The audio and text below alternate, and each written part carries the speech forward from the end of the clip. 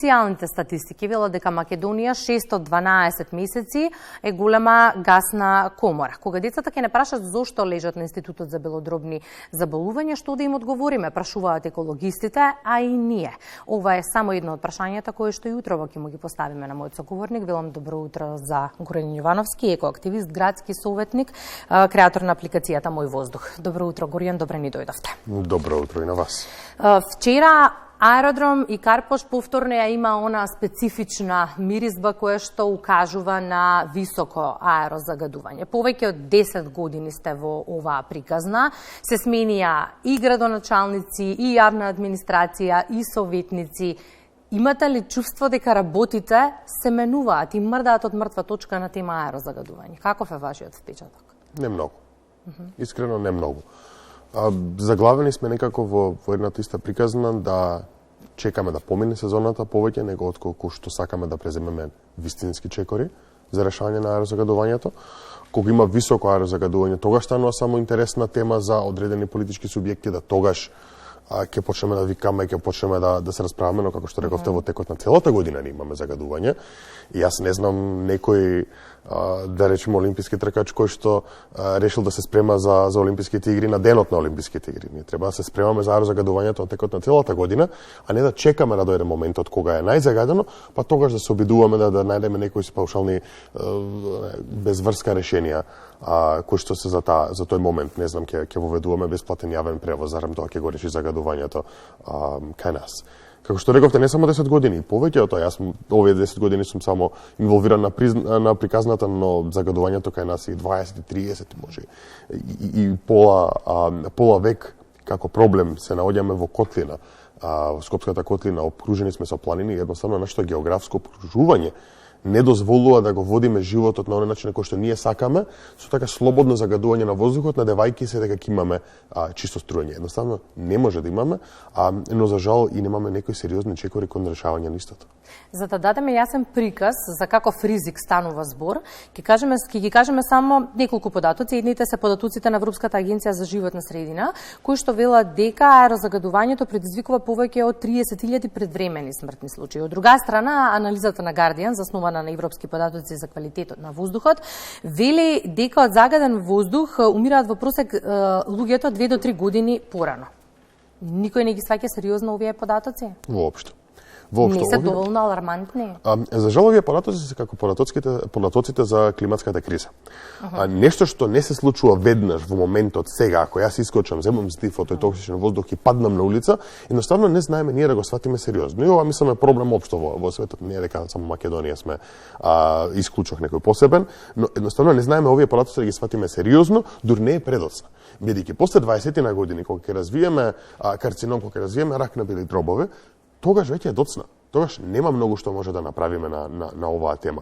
Но, еве, како што спомнавте, младите се многу поафектирани од целото ова. Луѓе умираат предвремено секоја година, а не се наоѓаме во воена состојба. Како може толку луѓе да губиме на годишна база? Но живееме сериозна економска и енергетска криза. И кога ќе ставите на маса колков буџет имате месечно за да подмирите се, веројатно последната ставка на памет за која што ќе размислувате е како ќе се греете или што ќе користите за греење.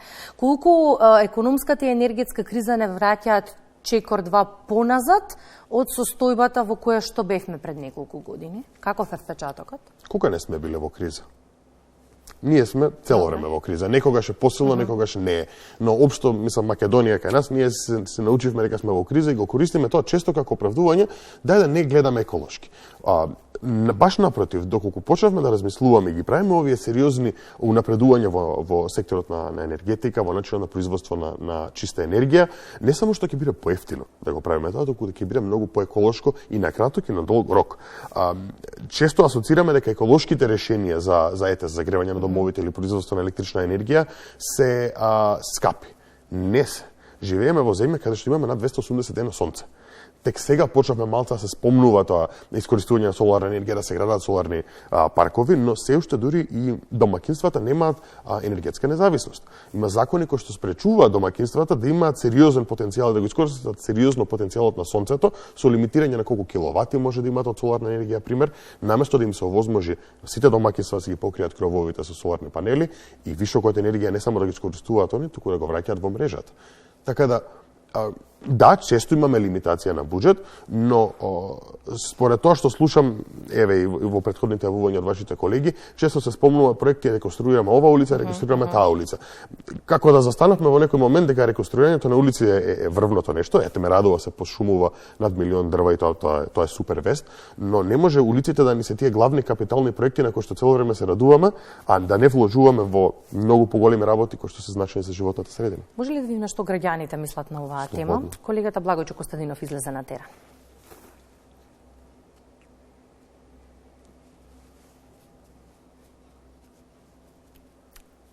Доколку е подготвен прилогот, може да го погледнеме.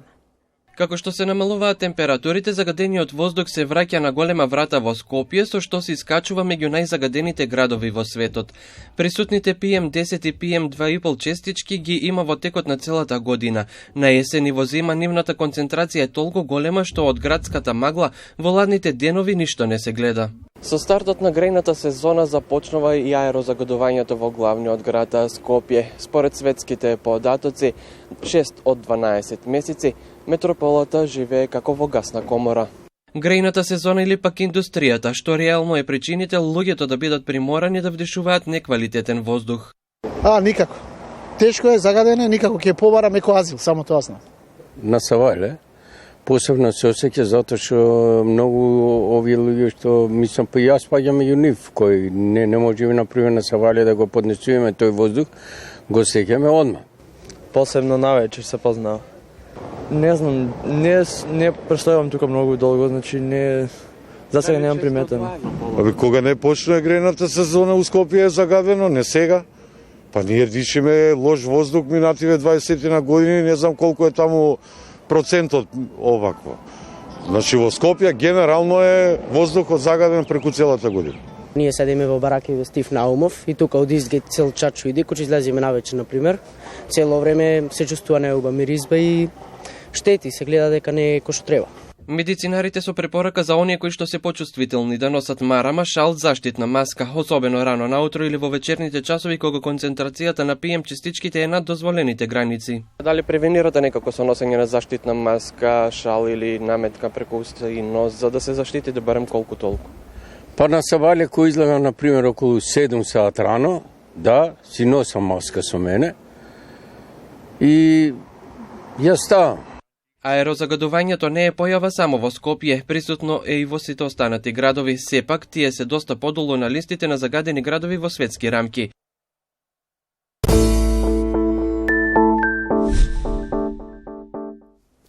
Екоазил? Сте размислувале Горјан за ова? Не само што размислуваме реалноста. Голем број на пријатели кои што или го имаат направено тоа, или размислуваат на темата, посебно млади родители кои што едноставно не сакаат децата да им живеат во град каде што ќе имаат многу сериозни последици по нивното здравје. Шанса за центар ги мапираше државните институции кои што загадуваат користејќи нафта и мазут. Мислам дека 700 на број излегоа според последните податоци. Што ни кажуваат овие информации? Ако постојано на овие теми го вперуваме прстот во нас граѓаните и кажуваме што ние граѓаните треба да направиме, каква порака ни праќаат и јавните институции кои што се големи загадувачи? Многу тажна порака е тоа. Јас често зборам дека граѓаните не може да се тие кои што цело време ги обвинуваме дека тие загадуваат, а проблемот треба да се решава од горе надоле. А ако треба да се решава од горе надоле, треба државните институции, локалните институции, токму оние кои што ги имаат мапирано шанса за центар да постават пример како треба да се трансформира начинот на загревање, како тие не треба да користат мазут и нафта. Мислам, за мене е шокантно дека имам институции кои што продолжуваат тоа да го прават, дури и школи каде што учат деца. Каков е воздухот за тие деца таму? што учат, камоли за околното население кое што дополнително се гуши од тој начин на загревање. Да бев родител на дете кое што живее во, тоест кое што учи во таква школа, јас бев прв таму на врата да тропам на директорот и да барам смена на начинот на загревање. Тоест директорот да дојде понатаму да тропа кај нас во град, да бара начин на смена на загревање за буџет. Мора да се смени. Потребно ли е во тој контекст за заострување на казнената политика за загадувачите? Секако. Значи, тоа збориме за загадувачи. Дури треба, слободно да има и казнување на јавни институции. Јас не сум слушнал многу дека јавни институции се подлежни на, тоест подложат на сериозни казни од страна на инспекторатот, но треба. Треба едноставно да не сте имале начин да смените загадување, ќе добивате казна, тур не го направите тоа, па може финансиски ќе треба да се направи притисок. Лани на оваа тема исто така зборувавме, фокусот го ставивме на мерните станици, колку ги има и како функционираат, и вие ни кажавте дека сите функционираат, но системот кој што ги ажурира податоците не е секаде функционален. Каква е состојбата во моментов? Како пообичај е средно жалосно. Државните мерни станици што ги имаме знаат да се распилуваат често. Често слушаме од страна на Министерството оправдување дека па многу се, па знаете има многу деликатни делови. 20 мерни станици ги имаме во целата држава кои што се од страна на државниот мерен систем и греота е цело време да наоѓаме изговор зошто не работат тие или зошто не работел вебсајтот. Едноставно ако не можеме 20 мерни станици да одржуваме во живот, па мислам дека треба тие да ги дадеме на некој друг да ги одржува, бидејќи тие се единствениот извор за податоци на загадувањето, ако збориме официјално, кој што сака да ги користи државата. Ние затоа како активисти се собравме и имаме поставено многу поголем број на мерни станици. Во Скопје зборам скоро 200 волонтерски мерни станици со помош на донатори приватни, со помош на активисти кои што се имаат вклучено во оваа приказна, со помош на дури локални самоуправи кои што дозволуваат на нивните објекти да се поставуваат овие мерни станици, за да имаме подобар поглед кон аерозагадувањето, бидејќи дури и градот во кој што ние како Зелен хуман град успеавме да извојуваме буџет за мерни станици, се уште немаме ни М од мерна станица поставено. Тука ќе се задржам кратко. Кога станавте советник, се израдувавте и вие, но и ние, знаејќи какви промени сакаме во контекст на намалување на аерозагадувањето. Седниците на Советот на град Скопје изминативе 2 години не се пријатни ниту за гледање, ниту за слушање. Доаѓа ли оваа тема на дневен ред и има ли некакви информации? Како што не се пријатни за гледање и за слушање, камо ли да бидете таму, како што сум јас. Непродуктивни, вртање во круг, водење и на едни на други. За жал, состојбата во која што се наоѓа градот сега, посебно со тој проблем помеѓу градскиот совет и градоначалникот, едноставно се наоѓаме во блокада каде што голем дел од овие проекти кои што треба да се реализираат, не се реализираат поради една или друга причина. Темата на аерозагадување, за жал, знае да станува актуелна само кога е високо аерозагадувањето. Ние како Зелен хуман град имавме поднесено и до градот и до советниците бројни, мислам, околу 16 предлози, итни мерки кои што треба да се преземат и мерки на долг рок од страна на градот, што може ние како град да направиме за да помогнеме. Тоа беше поднесено во јануари, не добивме одговор ни од градоначалникот, а и од поголемиот број на советнички групи, едноставно немаше голема заинтересираност, затоа ние повторно ја поднесуваме сега таа точка на следната седница и ќе бараме отворено гласање да видиме дали има навистина некој кој што се и наети и не сака да подржи точки за подобрување на воздухот од тоа што може градот да направи. И кога истражував на темови на социјалните мрежи, што велат попатно граѓаните, велат сакаме сега итни мерки веднаш, конкретни. Како треба да изгледаат, Боријан, тие конкретни мерки сега и веднаш? Конкретни мерки сега и веднаш мора да значи зголемување на капацитетот, пример, на инспекторатот. Во Скопје, во град Скопје, ние имаме инспекторат кој што има активни, кои што може да идат на терен 5 или 6 инспектори, мислам, од вкупно 7 или 8, неколку треба да работат и канцелариска работа. И едноставно сваќате дека како може толку мал број на инспектори да покријат град од скоро милион луѓе. Значи, едноставно нема начин како да се излезе и да се санкционираат сите оние кои што треба да бидат санкционирани, кои што загадуваат веднаш. Ако сакаме веднаш да почнеме со намалување на загадувањето, зборам од приватни субјекти до луѓе кои што горат јавни депонии, до луѓе кои што до фирми и големи загадувачи кои што едноставно цело време игнорираат препораки, тоест закони и законски обврски за намалување на загадувањето. Тоа е скоро едно од првите работи кои што треба да ги направиме ако сакаме во краток рок да имаме некаков брз импакт, но не може тоа да биде еднаш или два пати сме излегле на инспекција, сме покажале еве нешто на телевизија дека сме направиле и тоа да биде крајот на приказната. Тоа мора да биде континуирано секојдневно 24/7. Пораката уште еднаш ја пративме, па ајде да видиме дали до крајот на ова сезона ќе имаме некаква, барем една конкретна мерка. Се надевам дека нема да биде само една и се надевам дека пораката нема да пратиме само на овој начин. Значи, јас ги охрабрувам сите гледачи кои што го слушаат ова, кои што се гневни поради ситуацијата, да се обратат кај нивната локална самоуправа и да се обратат на Министерството за животна средина. Ако ние како граѓани не продолжиме да правиме притисок, едноставно нема и ќе бидеме игнорирани како што сме игнорирани цел овој период.